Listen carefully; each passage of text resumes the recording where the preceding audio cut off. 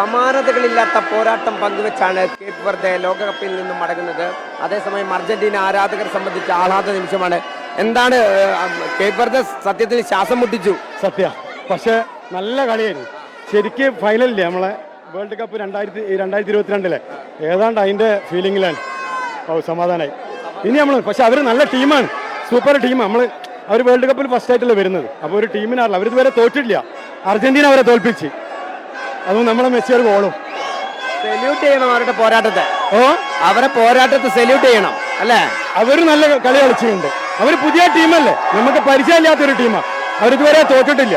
പക്ഷെ അർജന്റീന അവരെ തോൽപ്പിച്ച് ഇനി ഫൈനലിൽ ഞങ്ങൾ ഉണ്ടാവും, അത് ഉറപ്പാ. എന്താ പറയാനുള്ള നല്ല കളി.